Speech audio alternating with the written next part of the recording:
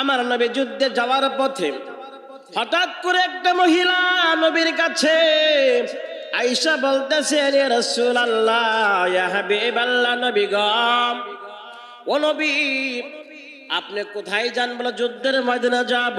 বলি, ইয়া রাসূলুল্লাহ, যুদ্ধের ময়দানে যাবেন, দেওয়ার মতো কিছুই নাই। নবী গো, আপনি আমার এই ছোট বাচ্চাটা, 6 মাসের বাচ্চাটা আপনি দয়া করে কবুল করেন। আমার নবী ডাকতে বলে, এই 6 মাসের বাচ্চা দিয়ে আমি কি করব? নবীজি যখন বললেন এই 6 মাসের বাচ্চা দিয়ে কি করব, মহিলাটা চোখের পানি সরিয়ে কান্দিয়া বলে, ইয়া রাসূলুল্লাহ, ইয়া হাবিবাল্লাহ, নবীজি গো, কাফের মুশরিকরা যখন আপনাকে বললাম যে আঘাত করবে, পাথর মারবে, আপনাকে আঘাত করবে, নবী গো, আপনার কত সাহাবী কেরাম আছে আপনাকে রক্ষা করার জন্য জীবনটাকে বিসর্জন দিয়ে দিবে। নবীজি, আমার এই বাচ্চাটা যখন কাফের মুশরিকেরা সামান থেকে আপনাকে তীর মারবে গো নবীজি, ইয়া রাসূলুল্লাহ, যখন ডাইনে থেকে তীর মারবে গো নবী গো, ওই সময় আপনি আমার বাচ্চাটাকে সামনে ধরে রাখবেন। আপনি আমার বাচ্চাটাকে যখন সামনে ধরে রাখবেন গো নবীজি, আমার বাচ্চাটা যত তীর আছে আমার বাচ্চার বুকে লাগবে। ইয়া রাসূলুল্লাহ, আমার বাচ্চাটাকে যখন ডাইনে থেকে কাফের মুশরিকরা তীর মারবে গো নবী, আপনি আমার বাচ্চাটাকে ধরে রাখবেন। আমার বাচ্চাটা যত তীর আছে গো আমার বাচ্চার বুকে লাগবে।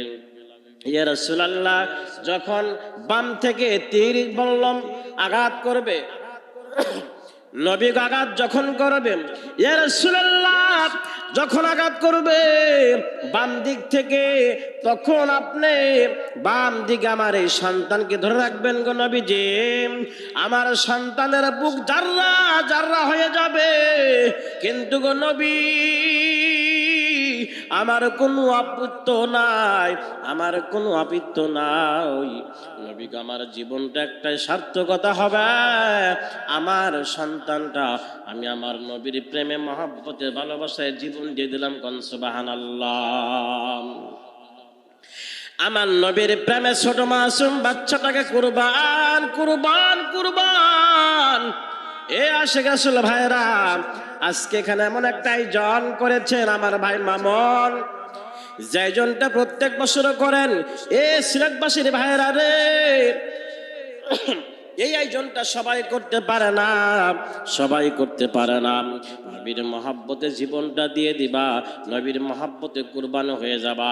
5 ওয়াক্ত নামাজ পড়বা, জিকির করবা, তাসবিহ তাহলিল পাঠ করবা, ইলমে শরীয়ত শিখার জন্য স্কুলে যাও, ভার্সিটিতে যাও, মাদ্রাসায় যাও, কিন্তু ইলমে মারিফত শিক্ষার জন্য ওলির দরবারে যেতে হয়, ঠিক কিনা বলেন?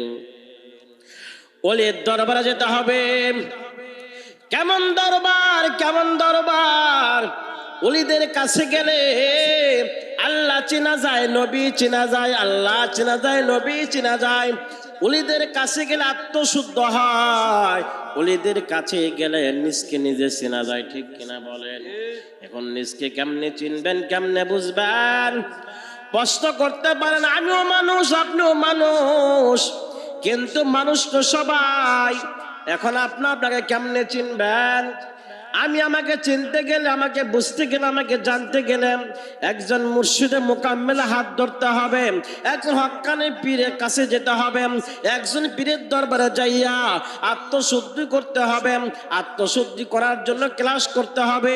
এই ক্লাস দুনিয়ার কোনো ক্লাস না, এই ক্লাস দুনিয়ার কোনো ক্লাস না, এই ক্লাস ভার্সিটির ক্লাস না, এই ক্লাস তো কলেজের ক্লাস না, স্কুল মাদ্রাসার ক্লাস না।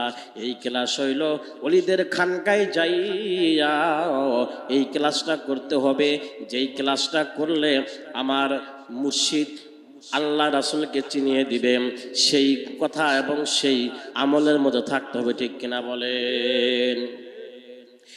এখন প্রশ্ন আসতে পারে, আল্লাহ তোমার পাঠাইছেন আমি নামাজ পড়ি, রোজা রাখি, হজ যাকাত দেই। আশিক রাসূল ভাইরা, হজ যাকাত দেন, ঠিক আছে, শরীয়তের হুকুম। কিন্তু আমাকে চিনতে হলে, আমাকে বুঝতে হইলে একজন মুর্শিদে মুকাম্মেলের কাছে যাইয়া নিজকে আত্মসমর্পণ করতে হবে, নিজকে তার কাছে নতশির রাখতে হবে, নিজকে তার কাছে তার কদমে কুরবান করতে হবে। কুরবান করিয়া আল্লাহ রাসূলের সান্নিধ্য লাভ করতে হবে। ঠিক কিনা বলেন? এই জন্য ওলির দরবারে গেলে আল্লাহ পাওয়া যায়, নবী পাওয়া যায়।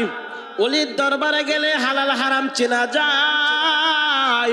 ওলির দরবারে গেলে কোনটা হালাল, কোনটা হারাম, কোনটা বেদাত, কোনটা বেদাত নাম, কোনটা শিরিক, কোনটা কুফর, এগুলো ওলির দরবারে গেলে চেনা যায়। ওলির দরবার ছাড়া অন্য কোথাও চেনা যায় না। কারণ আপনি যখন মাদ্রাসায় পড়বেন, আপনাকে কোরআন শরীফ শিক্ষা দিবে, আপনাকে ফিকহ শিক্ষা দিবে, আকাইদ শিক্ষা দিবে, আরবি শিক্ষা দিবে, আরবি গ্রামার শিক্ষা দিবে, নাহও সরফ শিক্ষা দিবে, বালাগা শিক্ষা দিবে, আপনাকে হাদিস বোঝার জন্য আরবি ইবারত জের জবর ছাড়া পড়া শিক্ষা দিবে। আর ওলিদের দরবারে, ওলিদের খানকায় গেলে আধ্যাত্মিক জগতের আমল, আধ্যাত্মিক জগতের শিক্ষা ওলি আল্লাহ দিবে। ঠিক কিনা বলেন?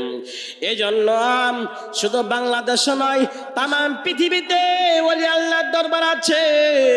গাউসে পাকের দরবারে, আল্লাহ পাকের ওলিদের দরবারে কত হাজার হাজার মানুষ যায়। ঠিক কিনা বলেন?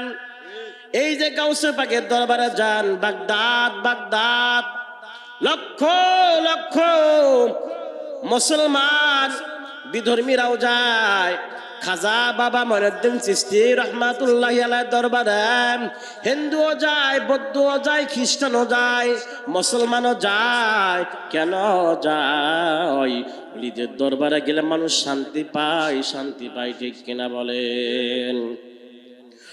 ওলিদের কাছে গেলে তাওয়াজ্জুহ পাওয়া যায়, ওলিদের কাছে গেলে আল্লাহ চেনা যায়। এই জন্য মানুষের অশান্তির কথাগুলি ওলিদের কাছে প্রকাশ করেন। ওলিদের দরবারে যাইয়া আল্লাহর ওলিদের মাধ্যমে আল্লাহ পাকের কাছে চায়, আল্লাহ পাক দেয়। ওলিদের কাছে গেলে মানুষ শান্তি এই জন্য পায়। ওলি আল্লাহরা যখন আপনাকে তাওয়াজ্জুহ দেয়, ফায়েজ দেয়, ওলি আল্লাহ যখন আপনার দিকে তাকায়, তখন আল্লাহ পাক খাস রহমত দান করে। ঠিক কিনা বলেন? এই জন্য বন্ধুগণ আমার, এই বাংলাদেশে কোন নবী আসেন নাই, সাহাবে কেরাম আসেন নাই। এই বাংলাদেশে এসেছেন বাবা শাহজালাল ইয়ামিন রহমাতুল্লাহি আলাইহি, শাহবরান রহমাতুল্লাহি আলাইহি। এই বাংলাদেশে এসেছেন শাহ আলী বাগদাদী রহমাতুল্লাহি আলাইহি, শাহ মখদুম রহমাতুল্লাহি আলাইহি, ইব্রাহিম আদহাম বালকি রহমাতুল্লাহি আলাইহি, শাহ সুলতান কমরুদ্দিন রহমাতুল্লাহি আলাইহি, বাইজিদ বুস্তামি রহমাতুল্লাহি আলাইহি, আমানত শাহ রহমাতুল্লাহি আলাইহি, হযরত শাহজান রহমাতুল্লাহি আলাইহি, হযরত মাওলানা আবুল আলা রহমাতুল্লাহি আলাইহি, হযরত মাওলানা গিয়াসউদ্দিন আল আলাবি, যার কবর হচ্ছে, যার রওজা হচ্ছে রংপুরে সে আছেন আল্লাহ পাকের ওলি কেরামত আলী জয়নপুরি রহমাতুল্লাহি আলাইহি। বাংলাদেশে বহু ওলি আল্লাহ এসেছেন, অত বলার সময় নাই। একটা বিষয় হলো যে ওলি আল্লাহর দরবারে ওলি আল্লাহ এসেছেন এই জন্য মানুষদেরকে হেদায়েত করবেন আল্লাহ, কিন্তু মানুষদেরকে ওলি আল্লাহরা দিনের দাওয়াত দিয়া দিনের পথে নিয়ে আসছেন। ঠিক কিনা বলেন? একটু জিকির করি আল্লাহ আল্লাহ।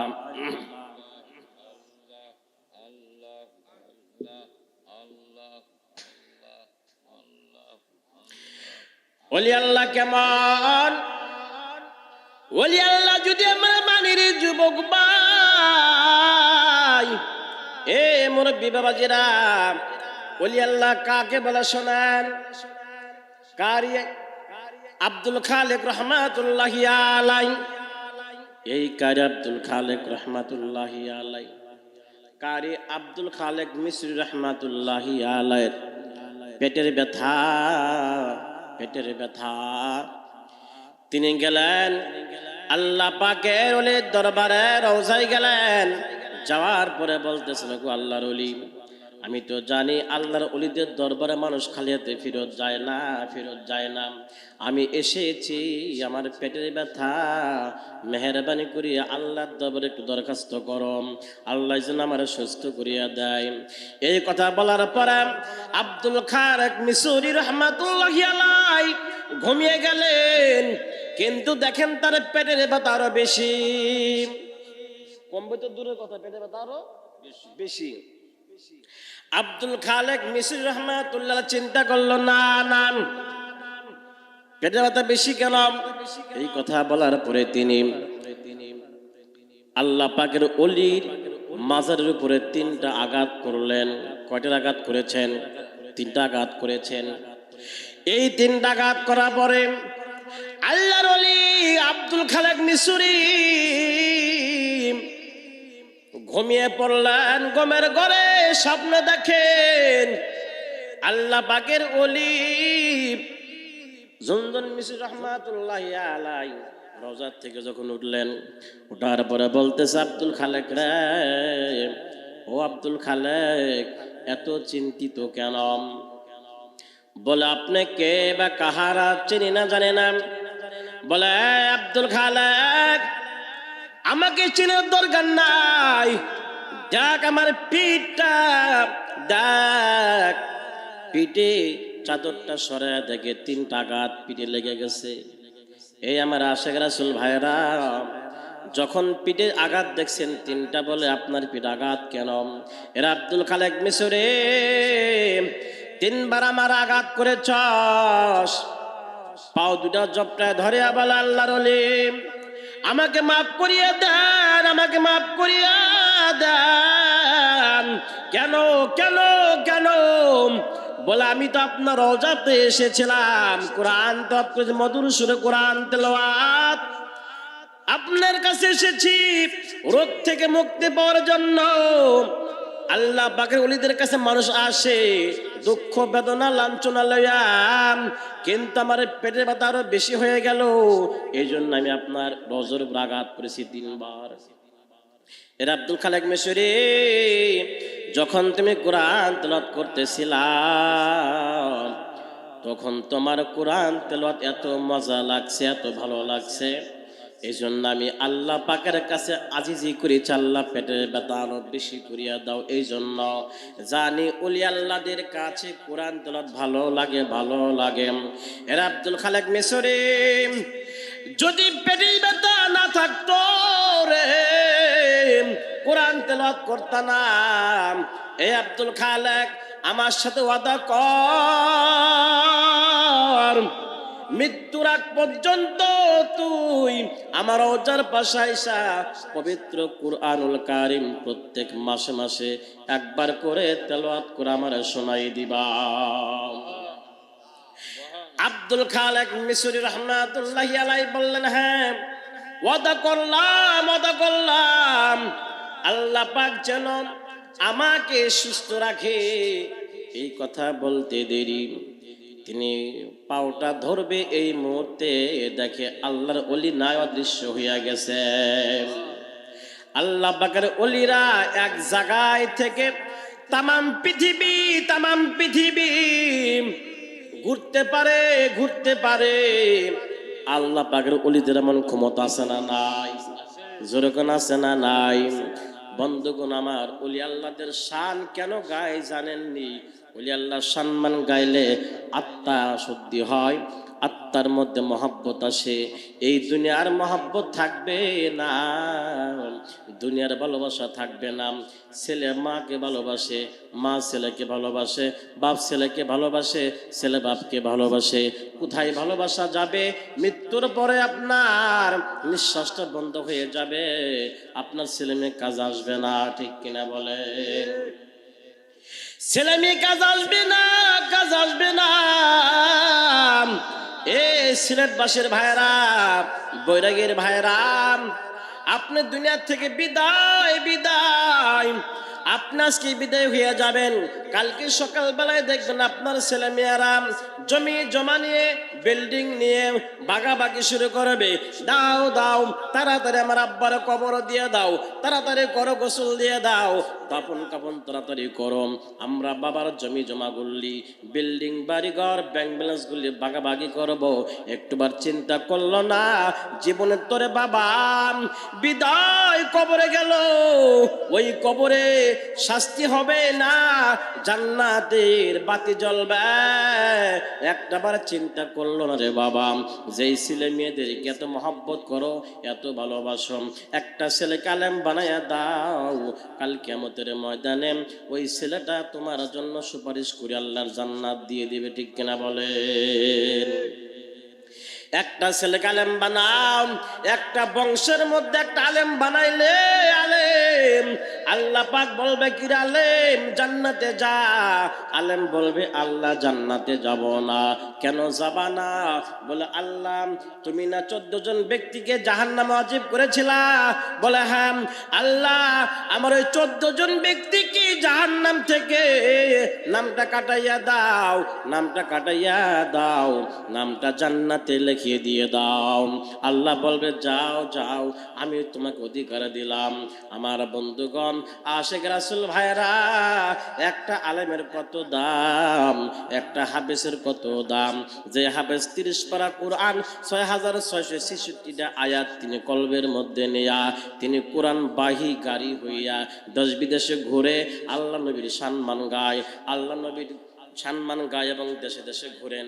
কত সম্মান আল্লাহ পাক তাকে দিবেন। কেন দিবেন জানেননি?